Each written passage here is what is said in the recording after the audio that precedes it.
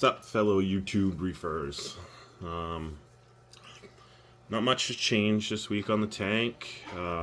Just do a little update on it. You can hear the kiddos downstairs. It's a Sunday, so, you know.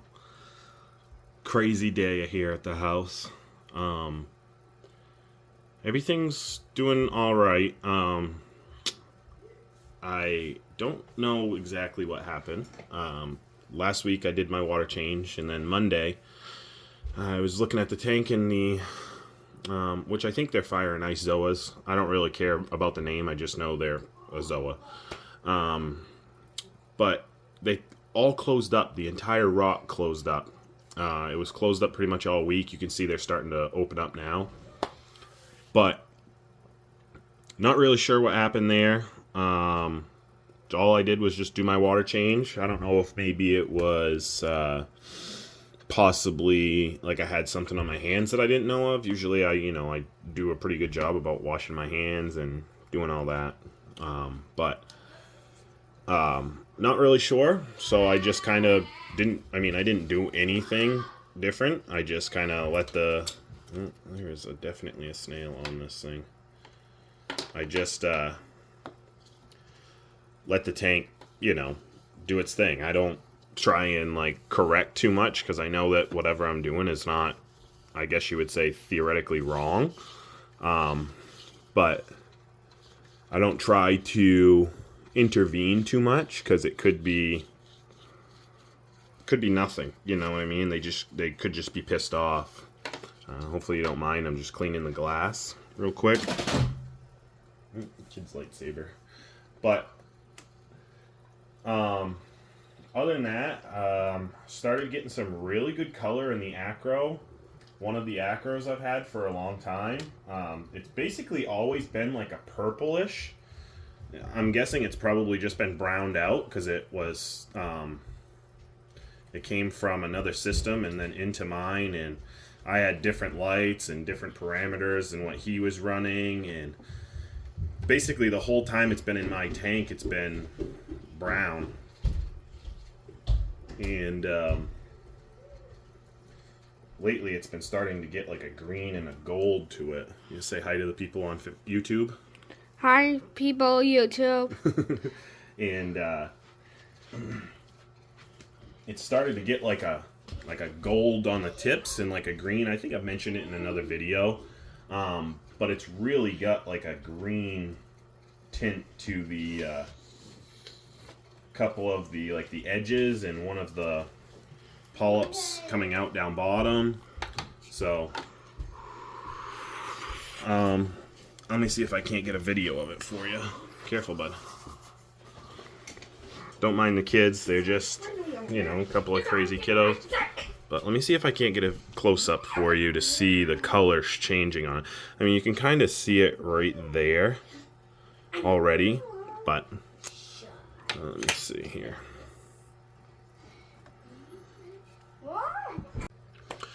So that's the acro. It's got like a green and gold. The polyps are like turning gold down on the bottom, and the outside base is turning green.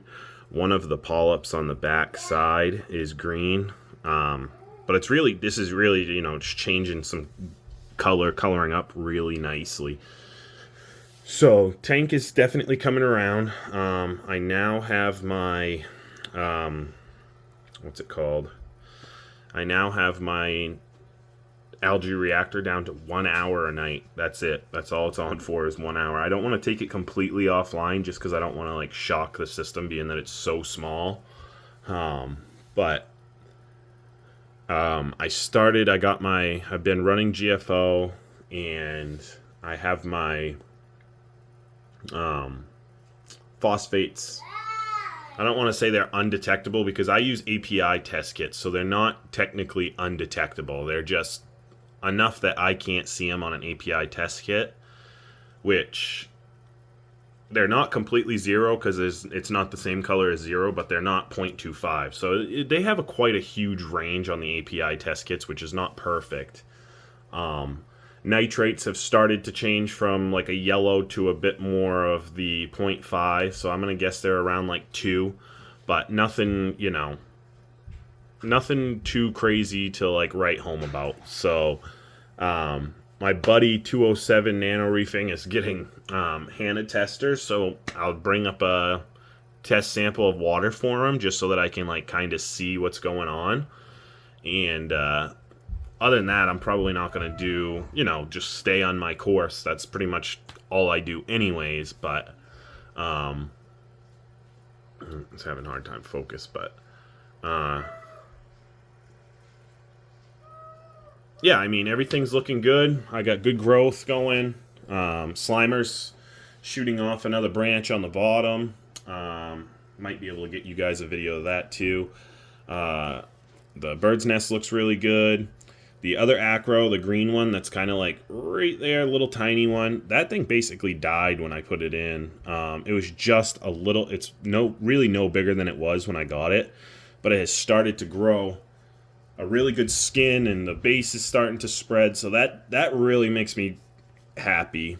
Other than that, everything else looks great. Blastos look great. My Jawbreaker looks great. My Jelly Bean Chalice looks great. My other Chalice looks great. GSP's going nuts on the back wall. It's kind of hard to see, but Red Monty looks great. The Setosa is, well, you can see it in the video right there. The Setosa is just insanely big compared to what it was. I've shown a couple of videos before of what it looked like when I first got it, and it does not look anything like what it did. Let me bring you guys over so you guys can see the green Slimer. So that's the Slimer. It's not easy to see, like, I mean, you can see it, but it's got a little shoot right down. Let me see, right there. The zoes are kind of blocking it a little bit, but other than that, I mean, looks great. It's got great polyp extension, doing what it's supposed to. The Garf looks really good. It's encrusting like it's supposed to. It's actually encrusting quite a bit compared to when I had it. Let me see here. That guy right there, him and his buddy are doing pretty good work. They haven't eradicated it, but I'm not really, like worried. Let me see. I gotta stop with this. There we go. But, they're all doing their job here, so I'm trying to have an ecosystem where it all takes care of itself. I don't want to go like crazy and mess anything up, but as you can see, Garf looks good. The Oregon Tort looks amazing. It's the color of that Oregon Tort is kind of wild. Like, that's why I always wanted one. The blues that it has are so nice. Like, you can't even compete with the blues that this thing has. Let me see here. Zoom it in for you guys. Well, kinda. It's not the greatest, but you can kind of see it. And then you can actually, let me move this up a little bit. Oh. Sorry, I gotta block the light on the orange a little bit. So you can see the that green polyp down on the bottom. You can kind of see the gold developing on a lot of the what's it called? On like the other polyps. So this one's, it's coloring up really well. I'm kind of happy. I'm really happy the way it's turning out. Man, the focus is just like really messed up. There we go. So, yeah, things are going good. I did up my Kalkwasser, so I've had a little bit of a spike in elk, which I'm not really too worried about. And I won't even call it a spike. It's been a gradual climb up. I don't really have any, telltale signs that anything is going, I guess you would say, bad, quote unquote, from the elk going up that high. The Monty's got a little bit of white tips going on, but I think that's mostly just from growth. They don't really have, like, I don't know what to say, like crazy colors on the tips. But, get something to block the light. There we go. And, yeah, I've been just, sticking to the course. That's all I do with it. Clean stuff when it needs to be cleaned. I did my water change yesterday, and just because I knew I'd have a couple of things going on today, and I got to pack a bunch of stuff that I sold online, so I got to get that stuff shipped out for tomorrow, so it's much easier to just pack it up today. Zoas are still going pretty rampant and wild. It's hard to see right here, but there's about 4 jawbreakers right here. There's 3 of them, 3 little ones right here, but they're being covered by these zoas, which they're going to show their face anyway, because they are growing. They're just in the shadows, one would say. But other than that, everybody's happy. Feeding 3 times a day. Small amounts. I have it on the auto feeder still. The digis are coming around. They still got good polyp extension. The bubblegum digi is growing like a weed over there. See it over on the frag rack. I just focused in on it. The forest fire digi is still slowly taking its time to get its green skin back, which, worst case scenario, it just doesn't like the tank and it keeps doing what it's doing and don't get its green skin. It's not the end of the world for me. It still has beautiful red polyps and everything else looks good. So I'm not, I don't want to change a whole tank for one coral. That's the worst thing you can do, is change a whole tank for one coral. Don't try and chase numbers for one coral. It's just not the best thing to do. Other than that, I did take matrix media out of the back chamber. I had a bag of matrix in there, and I figured that was giving me a little bit too much biological filtration, because I still have almost unreadable nitrates. But, the tank's just, it's hard to try and change stuff when when 99% of the tank looks good. So that's where I'm going to keep it for now, is just running steady for where it is. I got the algae reactor still online if I need it. Say if I start getting stuff to creep up, I can just put that on, dial it up another half an hour to an hour. I'm going to try and get that thing dialed right in so that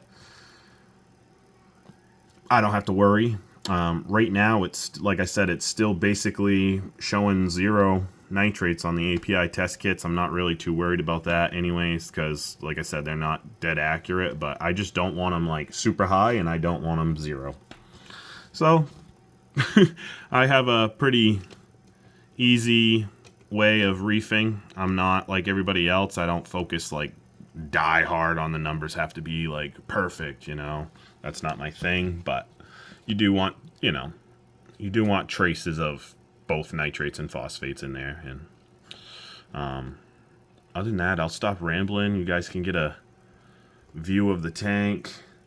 Got the old jelly bean chalice down there. I don't know if I've shown that off at all. It's a beautiful chalice. I mean, absolutely beautiful chalice. It's grown. It had one eye, the single eye. You can kind of see it at the top. I got that probably last summer. I think we went to a frag swap up in Bangor, Maine, and I got it from Backwoods Reef, I believe their name is. They're out of New Hampshire, and he gave me a very good price, I thought, on it, and I scooped it up. Great guys. Kind of the same interests as me, motorsports, reefing. I'm a guy, I love anything with a car, so, anything with a motor, anything with a car, that's funny. But, yeah, that's the Maine reef today. If you guys have any questions, shoot me a comment, comment, subscribe for me, it always helps out. Hopefully you guys are looking forward to the next video. I'm not sure what it will be about, but most of the time I just kind of go over what the tank is looking like, and maybe some growth. But that's about it. I did I picked up some more aminos, 2 little fishies, Acropora. I did have Red Sea A and B, but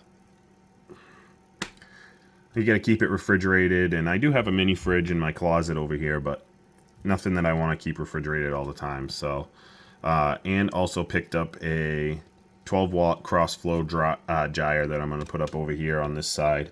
And I'm just going to have like a nice random flow. The reason for that is the corals are growing towards my flow, which is not the end of the world. They're growing, but I want them to be a bit more even. You can almost see it really well with this candy cane. It's kind of like flat on this side, and it's growing that way. All the zoos growing that way, which, again, not the end of the world. They can't really go this far anyway, so they got to find the rock, but yeah, I just want to get like a more, random, all-around flow. The acros will love it. Everything else will love it. And that's where I'm at right now. But yeah, if you guys have any questions, just shoot me a comment. I'm always here to talk reefing stuff and pretty much anything else too. But yeah, that's the Maine reef. Let me know what you guys think. Later.